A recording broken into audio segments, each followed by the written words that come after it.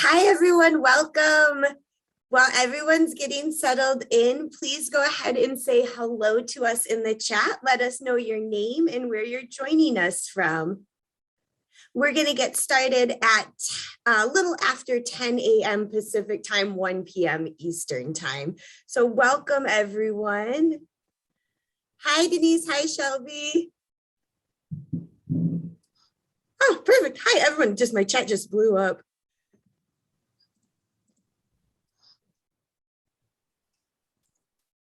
There are two people in the waiting room that are joining, and it may be connection issues. They have been admitted, Thomas Neal and Katie Harrison. Hopefully they'll be able to get in. Awesome. Thanks, Allison. And thanks everyone else for joining us. We're going to get started in just a little bit. In the meantime, please say hello in the chat. Let us know your name and where you're joining us from. While we're waiting for everyone to join, I'll go through a few housekeeping items. My name is Wendy Frank, and I'm a marketing specialist for Maddie's Fund. Today, we'll keep this short since I think everyone has probably been here or knows a thing or two about Zoom by now. Today's presentation will be 20 minutes, followed by time for your live Q&A. We ask that you keep your microphones muted so we can hear our speakers. There are two ways you can ask a question, either by raising your hand or to type a question in the chat, and we'll facilitate the Q&A from there. And finally, we'll be recording the session, which will then go over to the Open Arms Challenge group on Maddie's Pet Forum, which I'll drop a link into the chat for. And so if you'd like to share it with a friend or watch it again, please go to the forum. Our moderator today is Amber Yeager of Maddie's Fund. She'll introduce our presenters and moderate the Q&A. And today we'll be talking about how shelter and rescue organizations can cultivate strong relationships with each other. Take it away, Amber. Thanks so much, Wendy. And hi, everyone. Welcome back. We are so excited to have you on another huddle. And I do have to apologize. When we had the huddle with Allison Cardona, she had an awesome way of introducing herself that I said I was going to take on and totally failed to do last time. So please forgive me for not doing that last time. And let me try again this time. So my name is Amber Yeager. I'm a grant specialist at Maddie's Fund. And what I wanted to do that Allison had introduced to us last time was to share my pronouns, which are she, her. And if anyone has any trouble seeing, just to describe a little bit about what I look like, I'm a middle-aged, even though I don't really want to admit it, white woman. I have red hair and my background is blurred. I'm in the middle of moving, so it's kind of a disaster area. So I have a blurred background that you can't really see. So just in case anyone had any trouble with the visualization, wanted to share that. So thank you again, Allison, if you're on the call, for teaching us that earlier this in our huddles. And so today we are talking about cultivating open relationships. The partnership between animal rescues and rescue organizations are invaluable and help meet the needs of our community. Today, we have Amy Yeager from Mecklenburg Animal Care and Control, who is currently their foster and rescue coordinator. Amy manages a high-volume, year-round foster program, as well as working with local rescue partners to transport animals in and to transport animals out. Amy has experience in completely breaking down and rebuilding foster programs to better fit the animals and the community. We also are joined by Ileana Kistler. Ileana has worked in the Charlotte animal welfare community since 1999. Though she currently serves as an intake coordinator for South Charlotte Dog Rescue. She also serves as a liaison between local rescues in Charlotte Mecklenburg Animal Care and Control and other shelters. Ileana has personally fostered over 1,000 animals in her time in rescue, with a special affinity for misunderstood smaller dogs with behavior challenges, and currently has 5 dogs of her own. Ileana has also warned us today that she has a singleton foster puppy who might be a little bit vocal about where his foster mom is. And so she has been on mute for now, but Ileana, we all understand if you're speaking and there's a noisy puppy in the background, and I think some of us might actually enjoy it. So I'm going to go ahead and Amy, would you like to start and talk a little bit about your experience in the open relationships, and then you can throw it over to Ileana, or you can play off each other, however you two would like to do it. Sure. My name is Amy Yeager. I'm the Rescue Foster Coordinator for Animal Care and Control in Charlotte. I've been here for about 18 years. I worked as a kennel assistant, a field officer, and also customer service representative. I've been doing foster rescue coordinating for about 4 years now. That's by far my favorite. But working alongside Ileana with South Charlotte for about 7 years now. South Charlotte is one of our top pullers from the shelter yearly. All right, and today we're going to be talking about the customer service between shelters and rescues to make the rescue process smoother. And I'm going to list my top 3 reasons why I think rescues are easy to work with. All right, or a couple of reasons. So first is going to be response time. Response time for me is very good. So when we have an urgent need, it's great to have a rescue that can answer quickly. I had a couple of go-to rescues that'll answer real quick if I have a dog in need. South Charlotte is one of those rescues. I can usually text Ileana and have an answer within 5 minutes if she can pull the dog or not that I have in need. Also, when it comes to picking up a dog in need of rescue, some rescues want a few days, but if we have an urgent need, we need the dog to be picked up really quickly. So it's good to have those go-to rescues on hand that you can text and get an answer quick.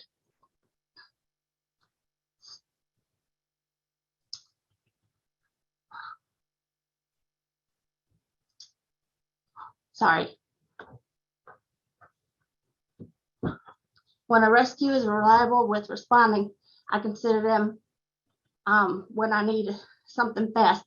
However, I understand that rescues are volunteer-based and they're not always able to respond quickly. So, so sorry. I get a little nervous doing Zoom calls.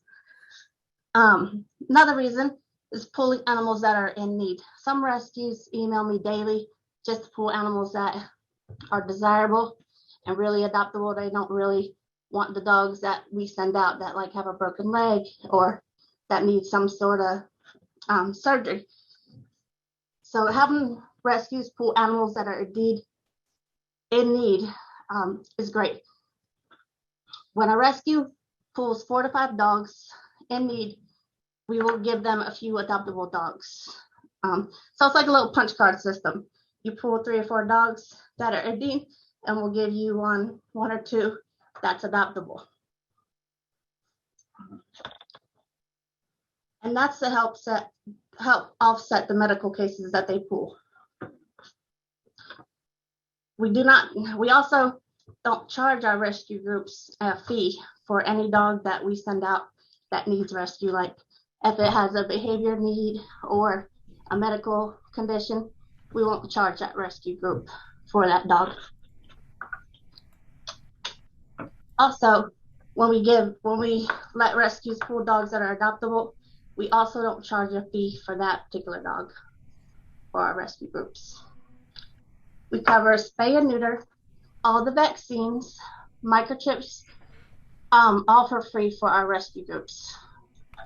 We even allow rescues to pre-adopt desirable dogs while they are waiting here in stray for their owner. And if they're not reclaimed, then that rescue can pull that dog.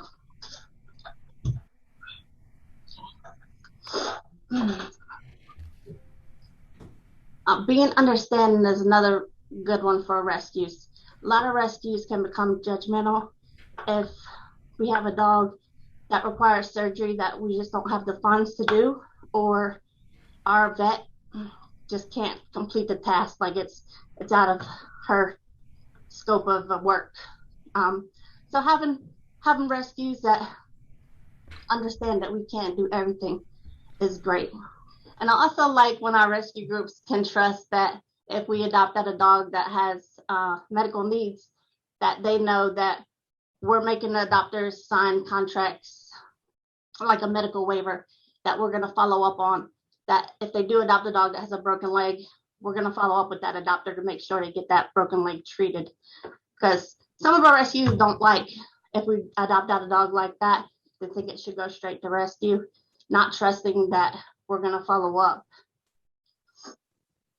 And also, when I first started doing rescue with animal care and control, we used to have rescue groups come here pretty much every day, and they would have to wait here for a couple hours each day while they were meeting the dog, doing adoption paperwork, signing everything that they needed to sign, and it would consume a large portion of their day.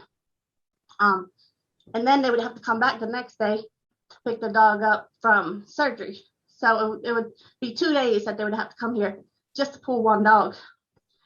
So once I started taking over the rescue program, I made it to where rescues can just email me directly, and I complete the paperwork for them.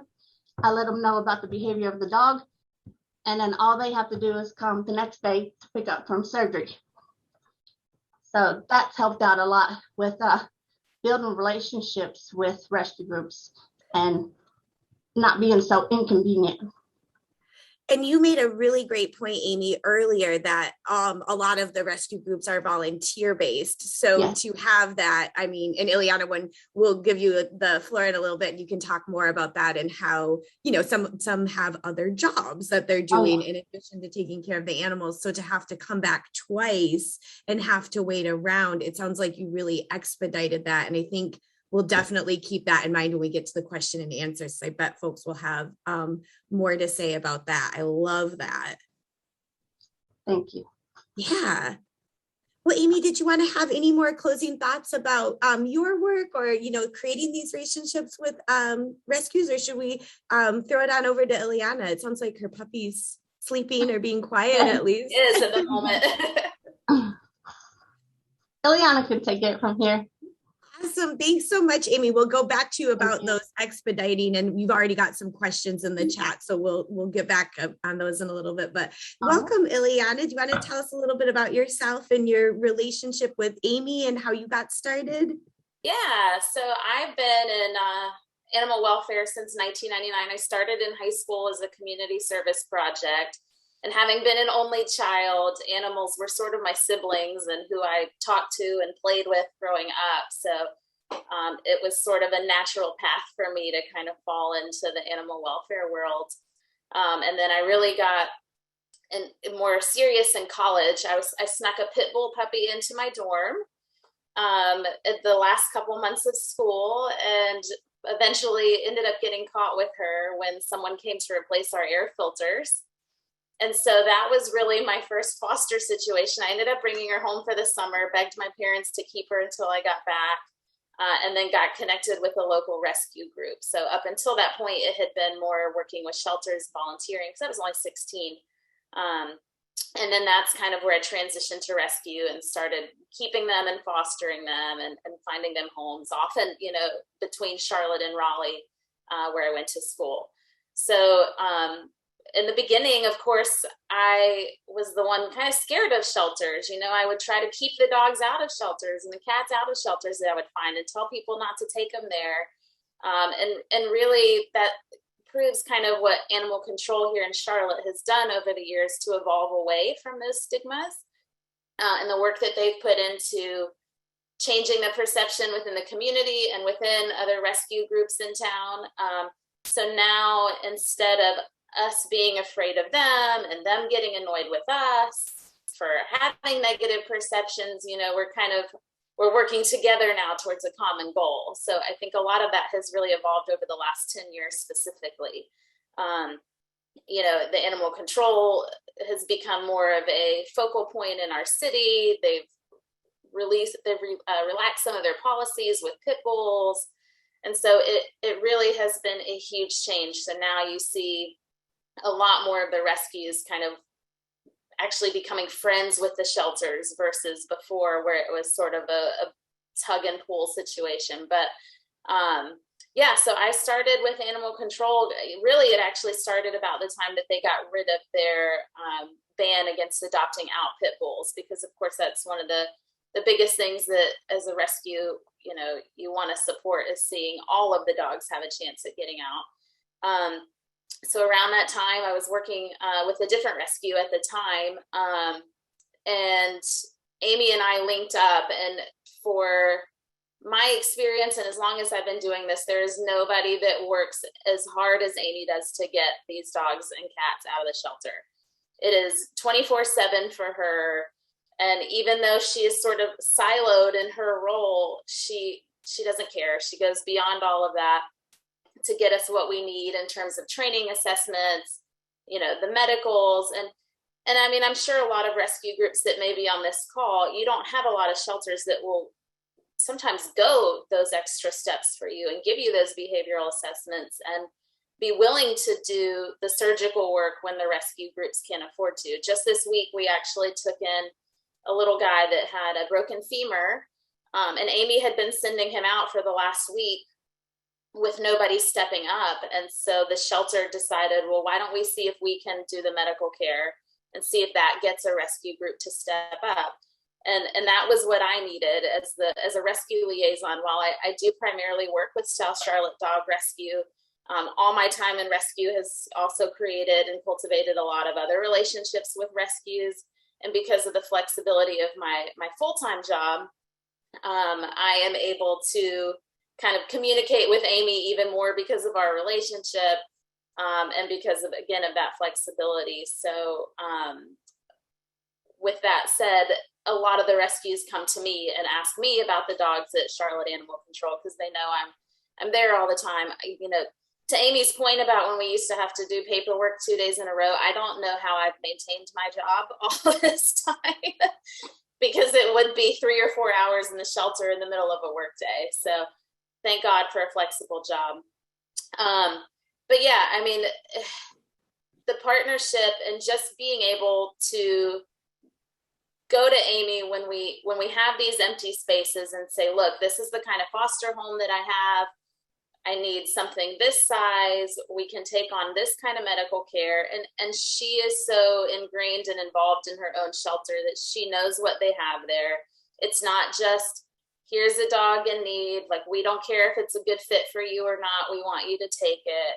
They really go the extra mile with their assessments and letting us know what's a good fit, which then just kind of harbors the trust between the two. They're not lying to us. They're not trying to pawn a dog that has all these health problems or all these behavioral problems they didn't tell us about in advance. So that is, I think the trust there is probably one of the most important factors in our relationship. And number two, the lack of judgment coming from the shelter side when we have to say no. There are some shelters that will really try to guilt you into taking something when maybe it's not the right fit for the rescue at the time, or you don't have the funds for it. And I've never felt that judgment from Charlotte Mecklenburg Animal Care and Control. So I think that's another big piece in kind of honing that relationship. I love all of this. Thank you so much, Ileana. And we're going to have to have you back for one of the calls about letting, being more open to certain types of adopters and hear more about your smuggling a pit bull into student living, because that seems like that would be a very difficult task. But again, you made it work. And that's, again, being about open and welcoming to all adopters, even though they, we all did those things. I did those. We've all done those things in the past. So I wanted to invite folks to go ahead and put their questions in the chat. We do have one for Amy that I'll get to in a second, but I was hoping both of you, Amy and Ileana, could talk maybe more a little bit about the beginning. So it sounds like you two have this amazing relationship where there's, trying really hard not to be judgmental on both sides. Amy expediting some of the paperwork and then kind of doing this balance where you give the rescues some dogs that might need a little bit more work and some dogs that are going to, be adoptable the minute the rescue puts them up on their website or takes them to the adoption fair, however you're getting those dogs out there. Was it always like that? It sounds like, Ileana, you might have had different experiences working with other shelters. How did you two kind of get to this point where you were like, okay, this is a team effort. We're going to meet on both sides and, be flexible on both sides and be understanding on both sides. How did you start that relationship? Well, part of it was having to be at animal control every day for 3 or 4 hours a day. in the beginning with their old policies. And quite honestly, I used to just be the rescue group that would come in, grab the animal, and leave. And then it turned into me basically having the same experience as the employees there, where I'm sitting there every day watching the surrenders come in, watching the reclaims come in, and it gave me a completely different appreciation for what the shelter was doing, seeing what it's like to live as a shelter employee. And I think that was sort of the beginning of the mutual respect. I love that. Amy, do you have anything you want to add, being on the other end of that? Yes. So when I worked at the front counter, we used to let rescue groups pretty much pull any and everything, even if it was a poodle that just came available that day, we would let them adopt and transfer them out to that rescue group. And then we got a different chain of command, so things changed a little bit to where rescue groups would have to wait 72 hours before they could pull anything adoptable. And that has changed now since I've taken over the rescue. We kind of went back to allowing rescues to pull pretty much whatever they want, as long as they're pulling what we need as well. And one thing I'll add is that Amy and I both share that affinity for the small dogs with issues. Yeah. But Amy has a tendency to get real attached to some of them, and she'll contact me and say, "Can you take this dog? I'm in love with it and I can't keep it, so I need you to do it." And so I really rarely tell Amy no, because she does so much for us. So that was sort of the beginning of that bond as well, because we both know that some of those are the most misunderstood. Yep, and I'll have another one for you Friday that I'm thinking. That's awesome. So it's this idea of Ileana like really seeing what Amy and her team were going through with people having to surrender and having the empathy for them, right? Whereas what you were doing is adopting out and maybe not seeing that other side, since most rescues aren't traditionally pulling from the public, right? Or taking in strays, or taking in people who are moving or lost their jobs, or, you know, family member died, or for whatever reason they're surrendering this animal. And then Amy, on the other side, you were able to kind of realize that Ileana has a full-time job, right? She's coming in here and doing it on her own time, and to make it more flexible and easier for her. So it's this level of empathy and understanding on both sides.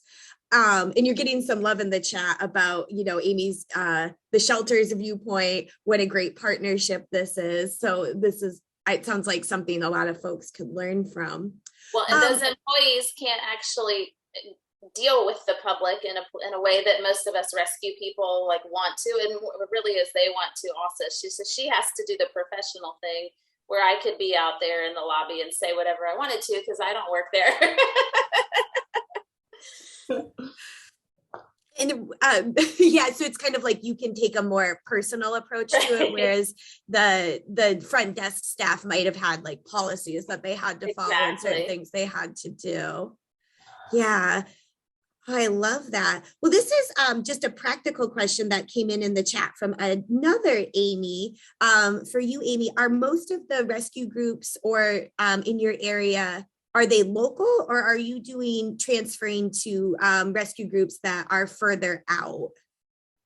We have a little bit of both. I would say most of them are local, where they can pick up within a few days. But we do have some that work with rescues up north that they'll pull for that particular rescue group, and then after they have it in their home, they'll transfer the dog up north. Got it. So you've got kind of a mix of that. Awesome. And thank you, Amy. Thank you. Gina, I was going to actually ask you if you wanted to say anything and introduce you. So just so everyone knows, we do have Gina Knepp from Michelson Found Animals on our call as usual. Michelson is one of the partners for this challenge as well. And Gina, you have a great question in the chat that I'd love for you to ask Amy and Ileana. Absolutely. Thank you both for being here today and for the work that you do. If you could give advice, like the top 3 tips for both shelters and rescues on how they can better better partner, be better, friends, if you will. How do you lift each other up? I think that's kind of the key to the success. How do you lift each other up? Well, I'll say, let me start with the first part of your question. So with the tips, again, I think it's just having that mutual understanding of both sides of it, knowing what the shelter has to go through in current times, especially with limited staff. It's just having that patience with them. I mean, the shelter is in a position that the community creates. It's not because they want to make certain decisions. It's not because they want to put deadlines on things. And as rescues, we just have to remember that, the shelter is doing the best they can with the resources that they can. And sometimes they don't have as many resources as we do, or as much time as we do in the rescue community. So I think that patience, again, the lack of judgment, and finding just that bond. I mean, Amy and I are constantly, bantering back and forth and complaining about people that we encounter that are surrendering animals, abandoning animals. Just this week at her shelter, there was somebody that was impatient and dumped a couple dogs in the parking lot.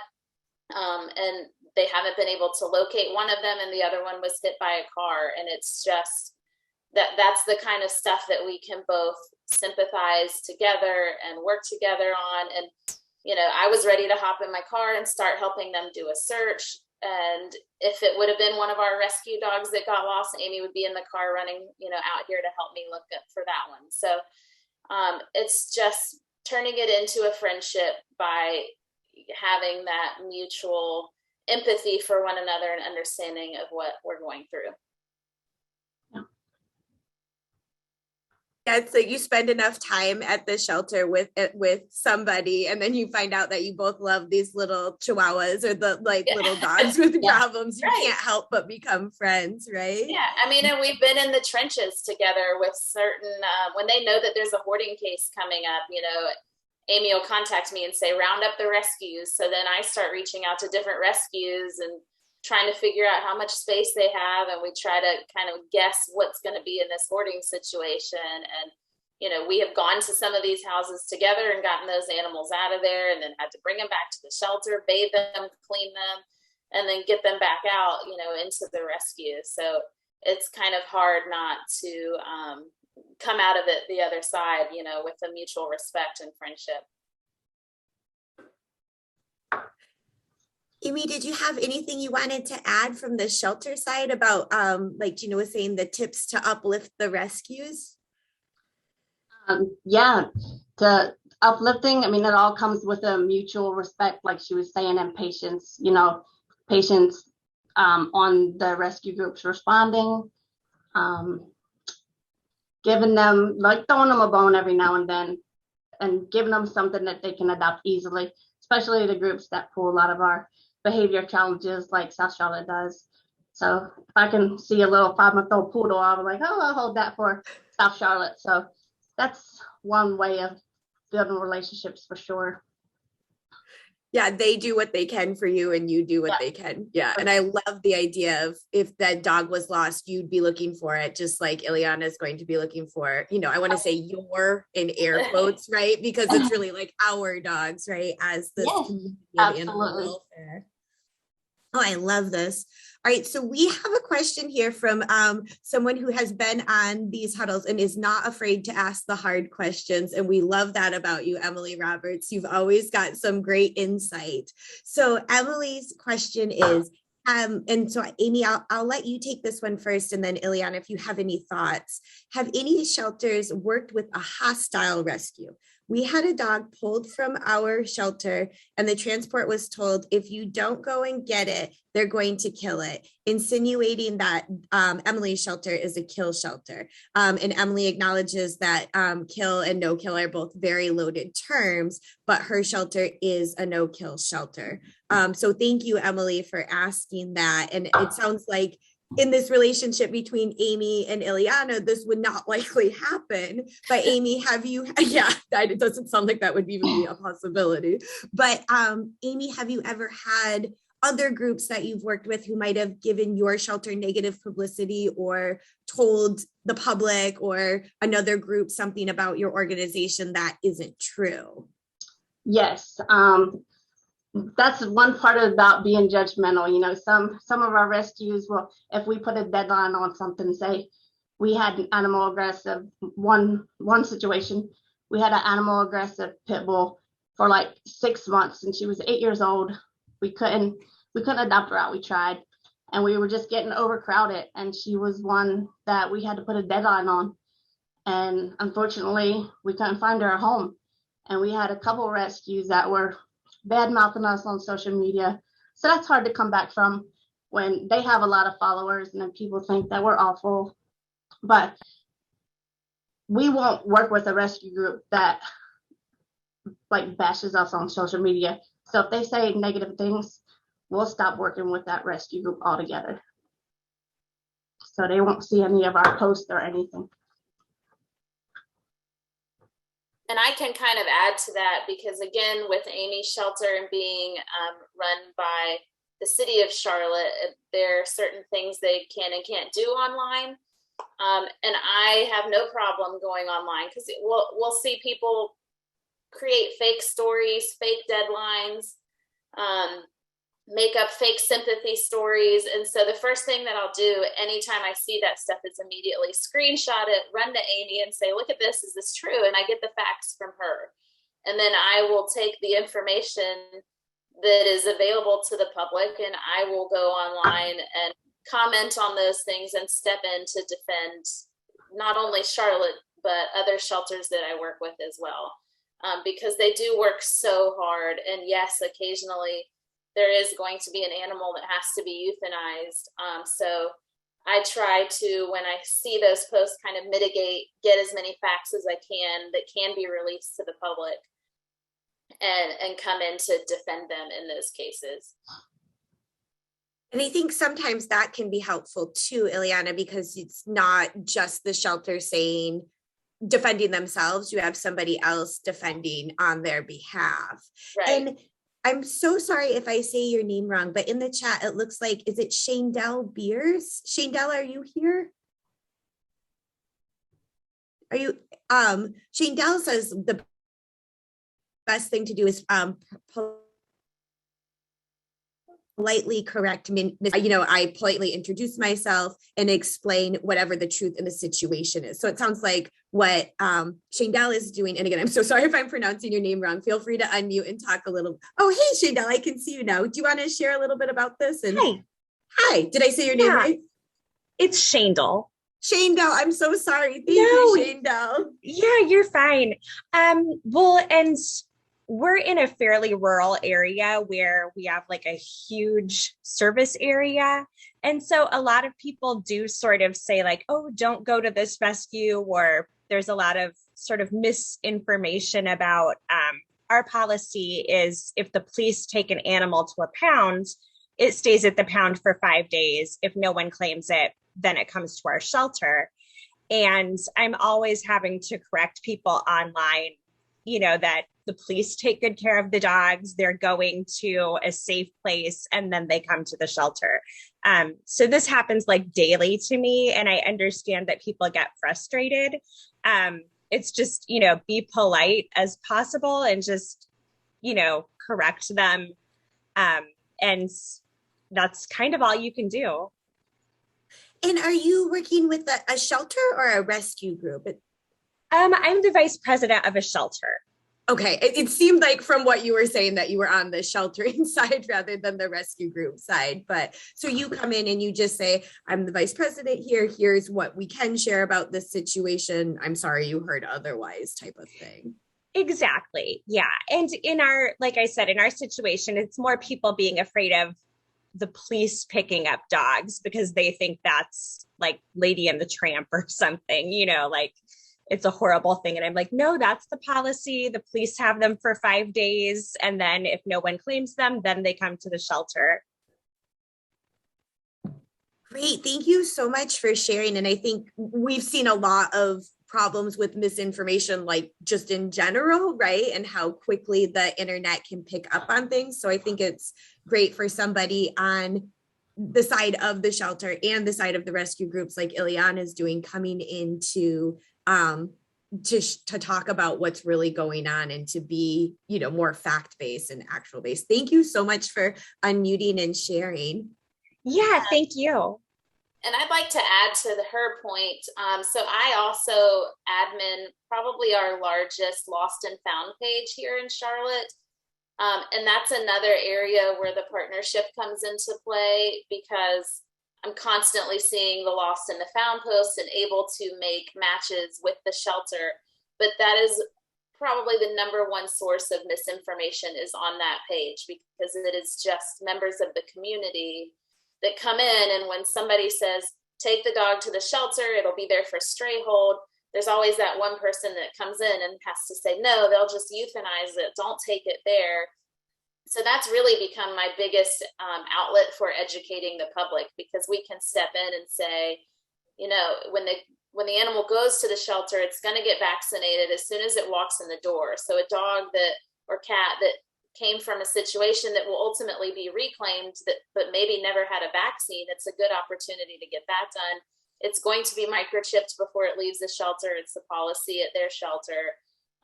If the animal comes in unaltered, and there are fees when there's impound fees when animal control picks them up. And in the event that they decide to have the shelter go ahead and spay or neuter while they're there, then the fees are sometimes waived and reduced. So it's a good opportunity to have that conversation with owners when they reclaim.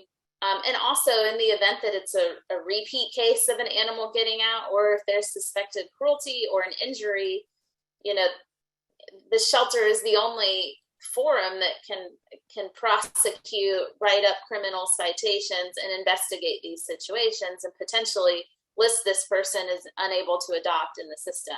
So we try to educate through the lost and found pages as to why it's so important to work with the shelter when you do encounter a stray or you've lost an animal.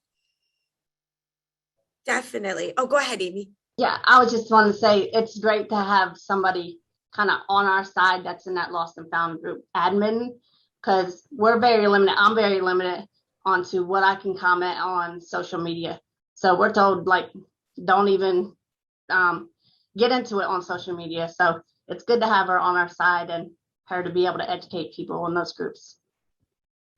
Definitely. And I think this comes back. So Donna Brown makes a really great point in the chat that I just want to uplift and bring to attention, is that shelters do need to communicate what their policies are as they change. And I think that goes back to what we're saying about being transparent with your community and let them know, no, these are the actual facts. And I don't know who said it about Lady and the Tramp, about the public has a very specific idea of what the vision of animal shelters and the pound is, and it is up to us to change that.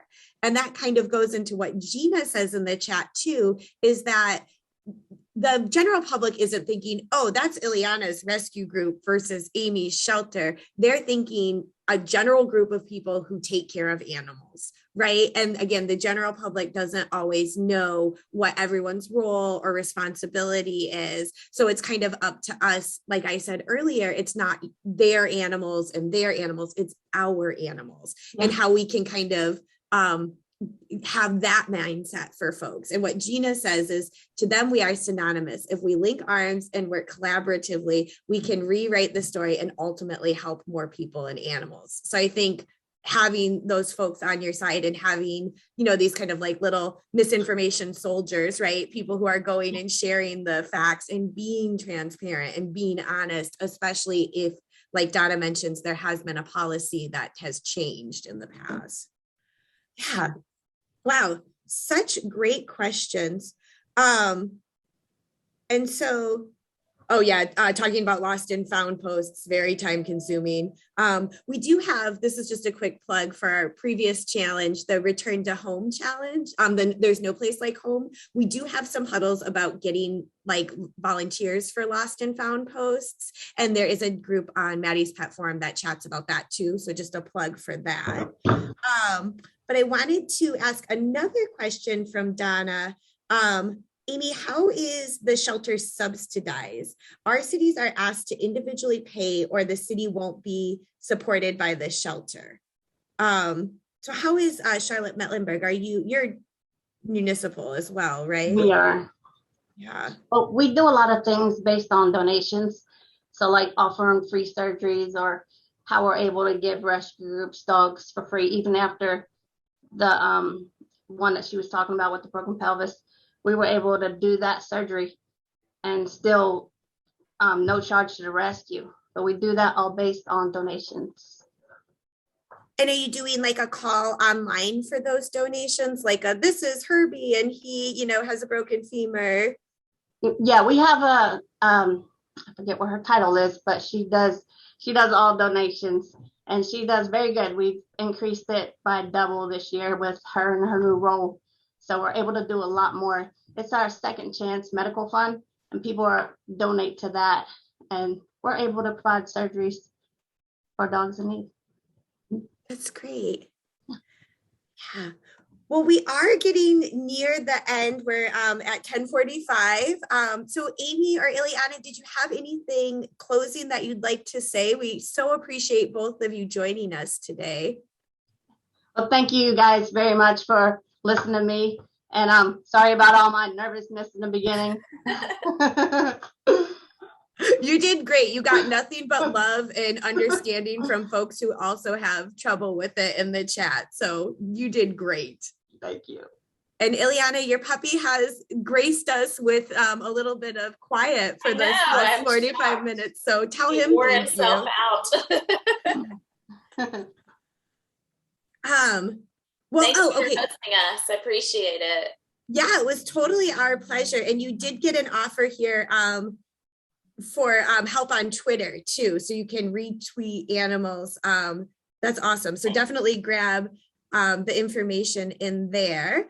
And so I just wanted to again thank Ileana and Amy for joining us today. We'd love to see everyone next week on the 19th, again at 10 a.m. Pacific time, 1 p.m.